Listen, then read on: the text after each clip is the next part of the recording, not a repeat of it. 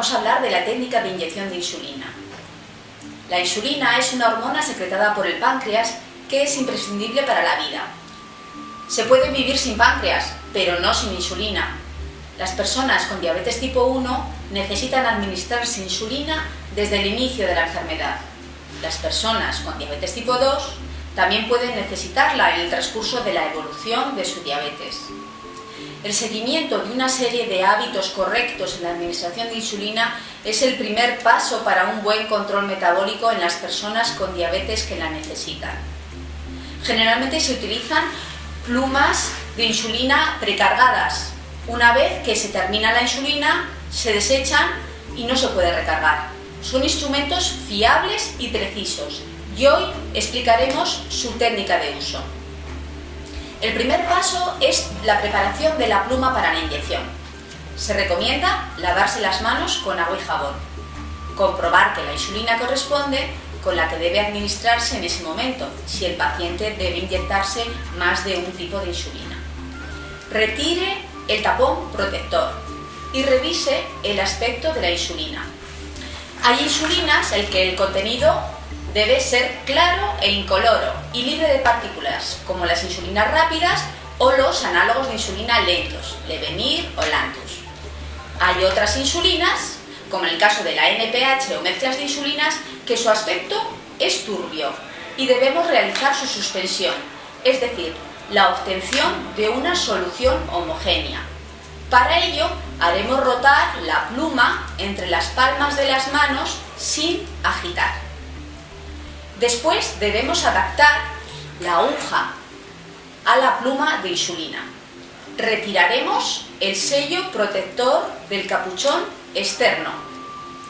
Empujaremos la aguja en la pluma y enroscaremos hasta que quede ajustada. Retire el capuchón externo de la aguja y déjelo a un lado.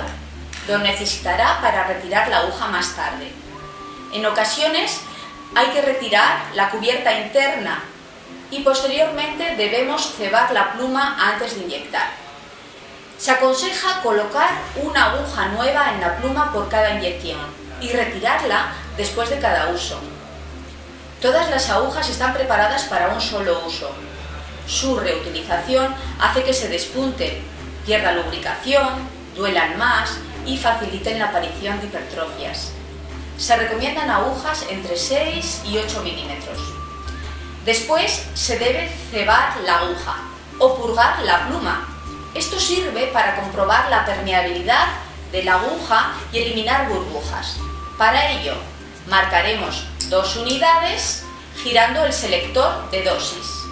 Mantener pulsado el dispositivo hacia arriba y presionar el pulsador para asegurar que la insulina llena toda la aguja y el aire de la aguja se ha eliminado. Procederemos ahora a la inyección de insulina. Deberemos cargar la pluma con la dosis de insulina que se ha de administrar. No es necesaria la desinfección con alcohol si existe una buena higiene de la zona. Su dosis puede ser inyectada en cualquiera de las zonas sombreadas de la figura. Siga las recomendaciones del profesional sanitario sobre dónde debe inyectarse. Cogeremos la pluma en una mano y con la otra mano un pellizco. Un pellizco correcto es el que se realiza con los dedos índice, corazón y pulgar, cogiendo la dermis y el tejido subcutáneo sin tocar el músculo.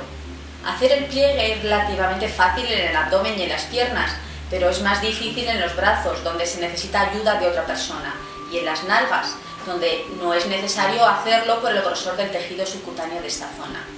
Generalmente se aconseja utilizar un ángulo de 90 grados, salvo si la aguja es más larga, que debe ser un ángulo de 45 grados.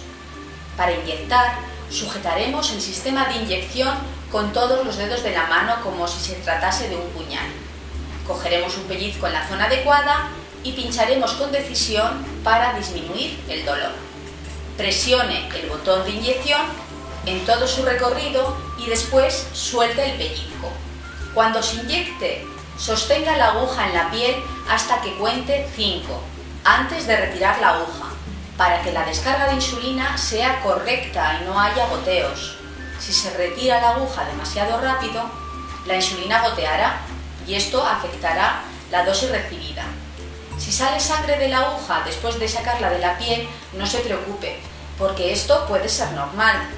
Si observa sangrado, presione suavemente, pero no frote.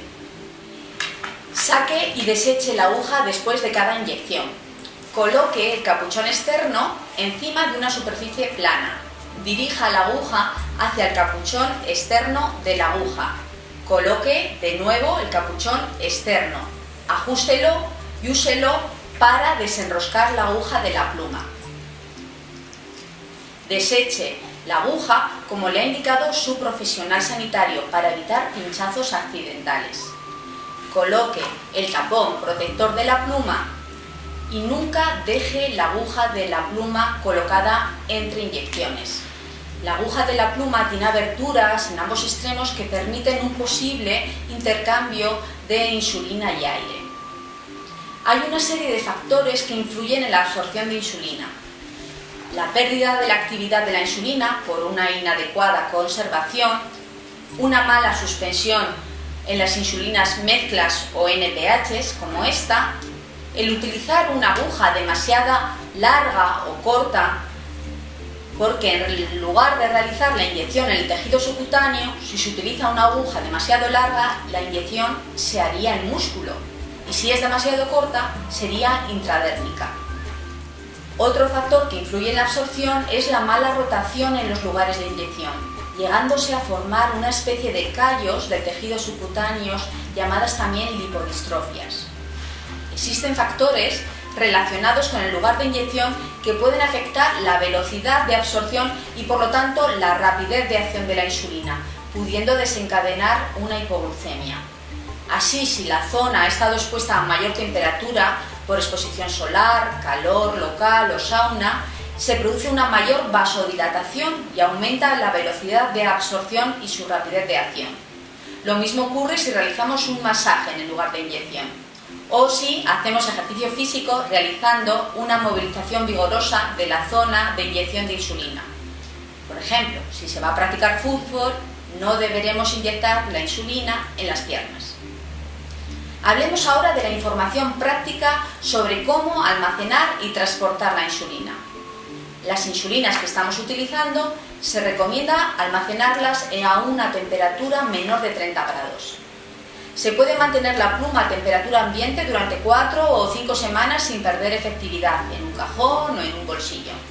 Después de este periodo es aconsejable desecharla, aunque queden restos de insulina. Evitar dejarla cerca de los radiadores. En coches aparcados en verano, pues a temperatura mayor de 30 grados comienza su inactivación. Mantener la insulina siempre con el capuchón puesto.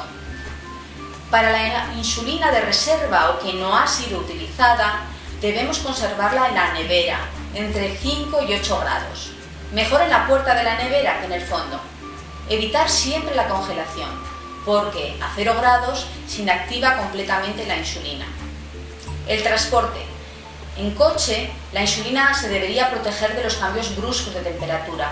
Por eso a veces se aconseja neveras o termos para su transporte. En el avión, todo el material deberá ir en la cabina, repartido en 1 o 2 bolsos de viaje.